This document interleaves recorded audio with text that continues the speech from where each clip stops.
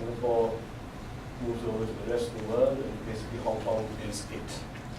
Very standardized, but just for the purposes of the exercise. So what we then do is we do what's called a shock propagation exercise. This is a very standard thing that people will do using these kind of network-based models.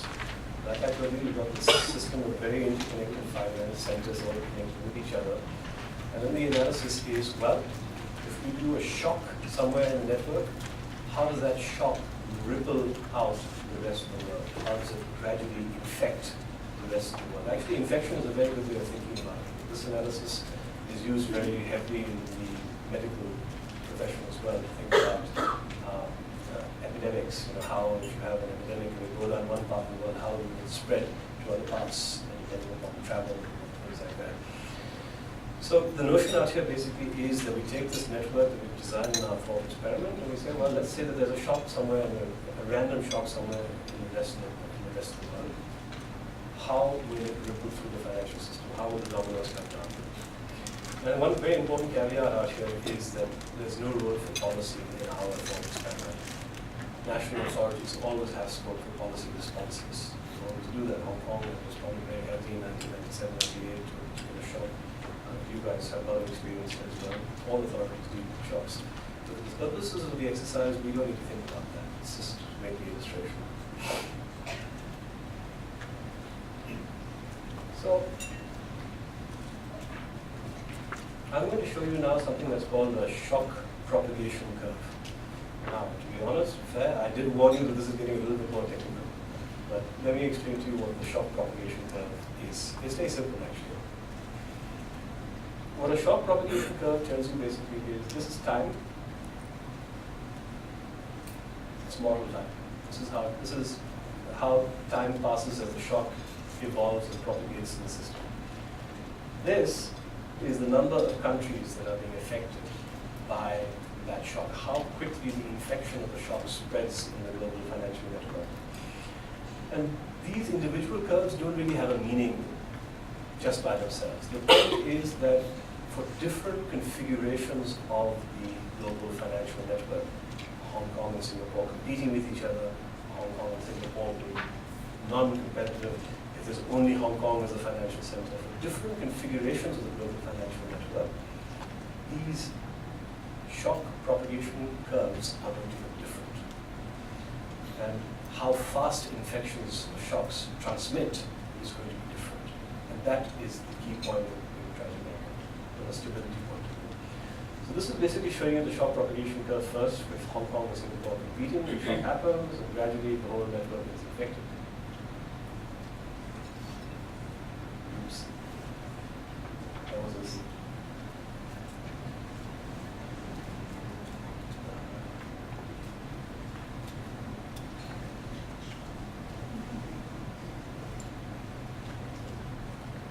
I'll keep going. And here's a picture where you have Hong Kong and Singapore not competing. And the basic logic out here is that, well, when you have non-competition, they're not all as interconnected with each other, the shock propagates more slowly. From the stability point of view, it's better. The basic intuition, again, is one of if you're not as interconnected with the rest of the world, you're not as exposed to individual shocks. That's a very delicate message to make because I don't want you to take away from this that, well, we should be autarkic, we should create walls, we don't want to be connected. Connectivity has a lot to offer. It leverages technology, leverages, the big thing for these international financial centers is matching liabilities with assets. They have wealth from the region and they want to find asset opportunities. They have knowledge based on their presence globally, being part of this network. But it's really an interesting thing when you think about it from a public policy point of view, that having some degree of specialization and the way in which the region is developed actually has a beneficial aspect to it as well.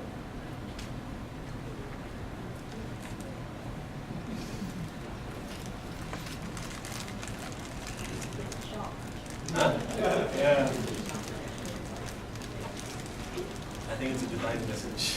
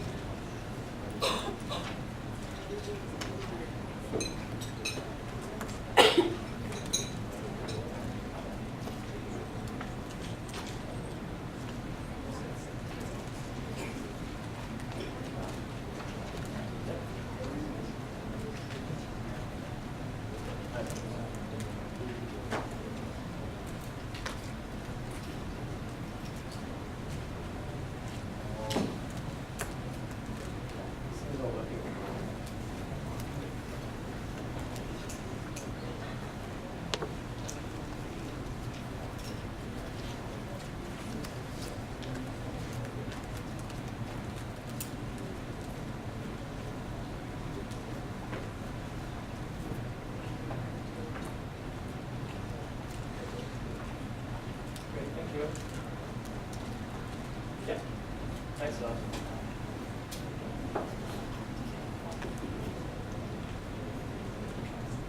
And you can see if Hong Kong is the only financial center in the region, the shock propagation is even smaller. The logic was basically quite clear. There's only one financial center, no less exposed to propagation. So this is one aspect of the coexistence of financial centers. The argument would be that perhaps somewhat counterintuitively, that from a stability point of view, overlap and competition in the sense of overlap, creates risk in a way that something that we think a little bit about through perspective design. Short question. Please. When they compete together, like the effect of the job is not that much. So they are because when there are two countries, they get together, there's something happen, it's a panic, then we have a lot of meetings. So decision is delayed. Is that right? Well, that may be the way the real world would work. But for the purposes of this exercise, the basic notion is purely one of, think about it this way. If you had flights from Liberia only to Paris, if you had Ebola in Liberia, it transmits to the rest of the world through Paris, and maybe a slower transmission. But if you had flights from Liberia to Paris, New York, Singapore, you have a shock in that world, Ebola, it transmits much faster to the rest of the world. That's the basic logic. So the basic intuition is that in an interconnected world, where you have competition in this sense is purely presence in each other's markets. It means more interconnection.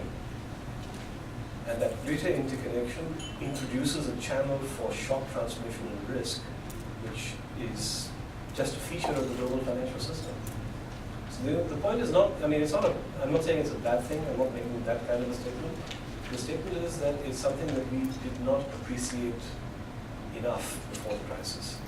And we are appreciating it more now as we have better data and better avenues to think about it. And when we think about, and I don't have, one thing which I think you may be not all that satisfied with at the end of this presentation is that we have not yet drawn policy conclusions. With this analysis, so what should we do? What does it mean? And we're not yet there. The point is purely one to make people aware that there's this other aspect of thinking about. I would make some statements about how I think it works, but the other version of this exercise is to think about what happens when the previous scenario was one where the shock happens somewhere randomly in the world. You run 1,000 simulations and you see how the shock is transmitted. Now we do a shock scenario which is much more relevant for the Asia region. What happens if there were to be a financial shock emanating from China, which is certainly a scenario that people think a great deal about. And here's a shock propagation curve that shows you what happens when Hong Kong and Singapore are competing. Hong Kong is present in ASEAN much more heavily than it is right now. And unsurprisingly, this is what the picture looks like when Hong Kong and Singapore are not competing. And this is the case if you had Hong Kong being the only financial center. You notice now that the Hong Kong only line has moved inwards, meaning that you are in a worse position now from shock transmission. It's because Hong Kong is so closely tied to China, that the shock emanating from China affects the rest of the world much more fast because of the proximity of Hong Kong to China and Hong Kong being the only financial center to China. So the important intuition to leave you with out here is that in a world where you worry about shocks emanating from China as being the principal source of shock, Singapore's, the division of labor, the fact that Singapore is not so closely tied to China, actually means that Singapore exercises a stabilizing influence on the global financial system by having a separate role as a financial system, non-overlapping financial.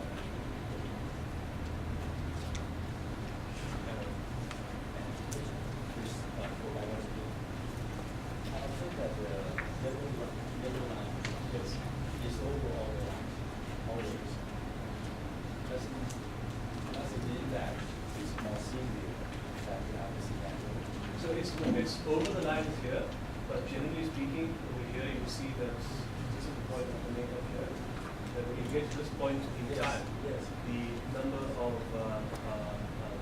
of countries that are being affected. By this point in time, everybody here is affected. Here it's less countries that are being affected. Okay, think about it this way. Let's see at this point in time. This point in time, we've got pretty much the whole network infected with competition. Okay? Whereas in this non-competition, we've got a much smaller proportion of countries that are affected. That's basically what we're doing this exercise. So, I mean, the methodology and all that aside, I mean, I don't normally like to do this, but trust me, it works. The red line, Yes. which is the hypothetical situation of Hong Kong the rest of the world. Yes. It looks like the short-term shock is less, Yes. and maybe because of that less connectivity. Right. But the long-term shock is greater because they added China. Exactly. And that basically reflects the fact that Hong Kong in this world becomes the sole conduit of the shocks emanating from China. So I think your colleague here, you could if you I wouldn't focus so much ultimately on the sort of short-term dynamics of how these curves evolve. This time it's model time. It doesn't have a time concept in any normal sense of the word. So the real point is, how fast does the total network get infected? That's the point. How quickly? And so the point of the exercise is to show, this is a totally stylized thought experiment, right? And the point is that in this kind of a setup, ultimately the whole network is going to get infected. By design, everybody gets affected. The question is, does the spread of the shock happen slower in competition versus non-competition? That's the basic point. So, other than trying to tell you that, trust me, the methodology works and it's stylized and all that, but the intuition that one is trying to share with you here is that in a world where you worry about China shocks, the fact that you've got Singapore operating independently and not so tightly tied with China actually is positive from a regional financial stability point of view. I mean, there are other considerations. You may say that it's good to have competition, more efficiency, the usual kind of micro arguments you don't think about. But from this financial stability angle, it's an interesting angle that normally we don't think that much about.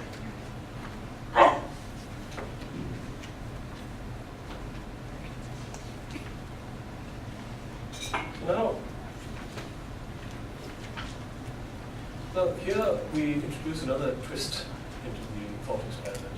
So the previous thought experiment was, if there's a shock in China, how would it affect the world under different scenarios, right? But that was a shock to China when China was the way it is today.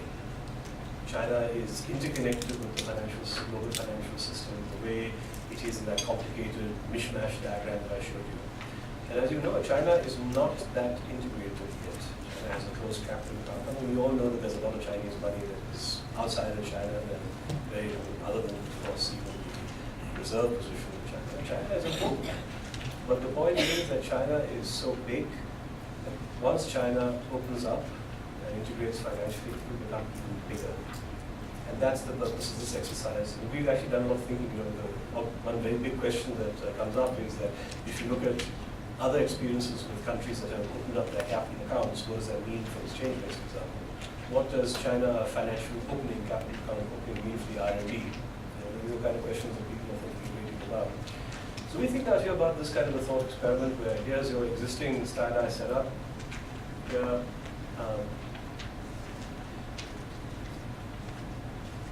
let's say that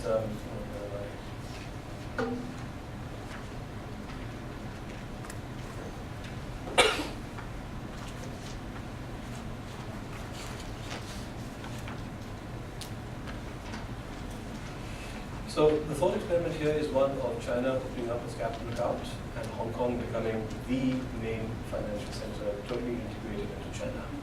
That's basically the thought experiment out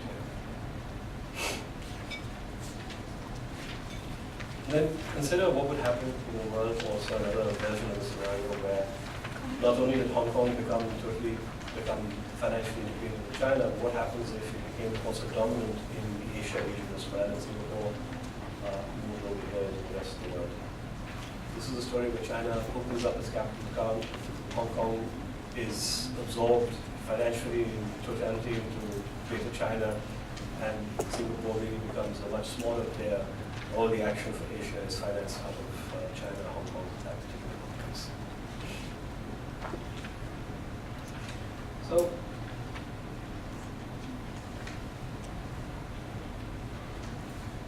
this is another variation of these shock propagation pictures, and I'm going to talk you through this particular chunk very, very quickly in the interest of time.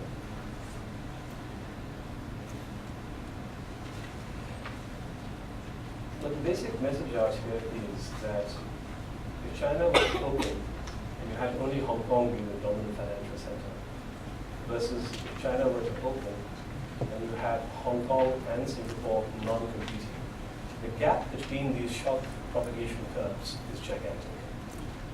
It's really quite large. And so keep in mind, the thought experiment, again, logical experiment is, first you have the China and the Hong Kong and Singapore competing element, which is still there. Here now we introduce an element where the shock is from China. Not only the shock is from China, but China becomes much bigger, so it's a much bigger transmitter of shocks also to the rest of the world. And you have a situation where you're contrasting Hong Kong and Singapore maintaining some division in the region versus Hong Kong and Singapore, not competing anymore. And in that world, with Greater China financial integration and the shock emanating from China, having independent, separate financial centers from a purely financial stability point of view is better. That's the basic intuition of this position. So, yeah, that's the basic logic. So I think the part that I would really hone in for you out here is just to remind you again about the intuition. That interconnectedness is a feature of international finance. It's a feature of international finance that has increased.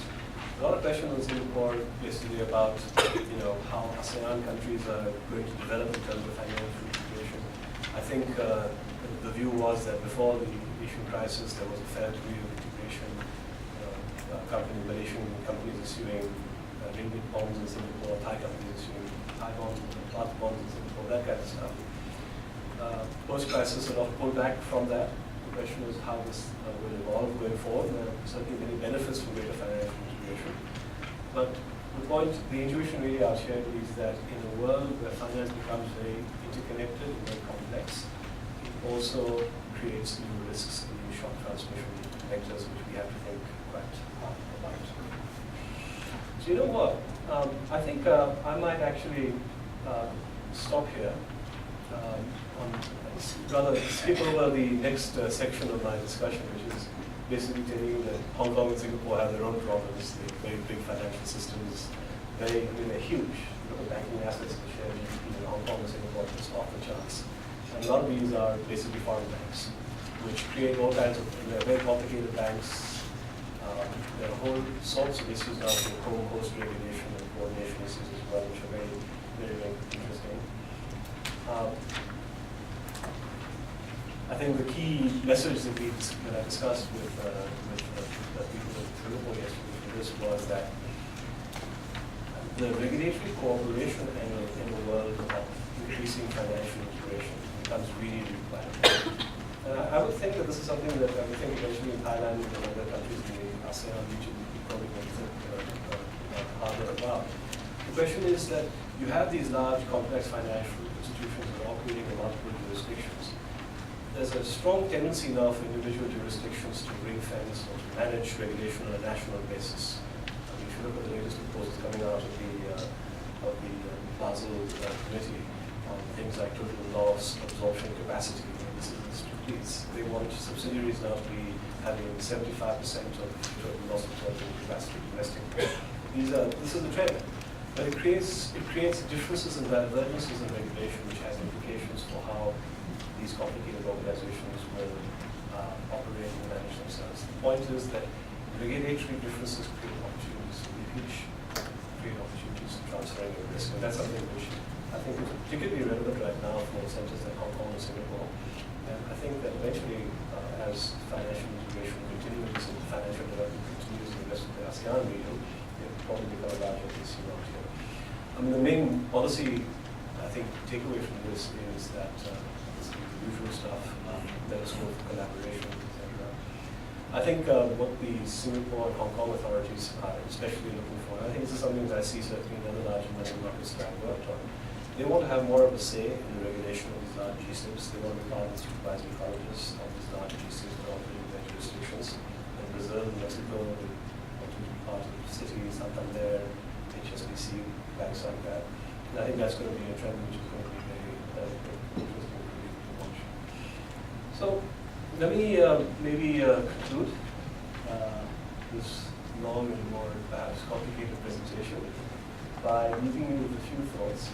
And again, I just want to tell you, just to re-emphasize that I'm not at all making an argument that separation is a good thing or building barriers is a good thing. The point is just that having the natural organic evolution of Hong Kong and Singapore has actually generated positive stability effects for the global system. That's the basic message. Now, whether that is something that policymakers, individual market participants may want to see continue on balance, and there are many trade-offs to vary about. I think another thing which is quite clear is that this is a question that is very much on the minds of people in these financial centers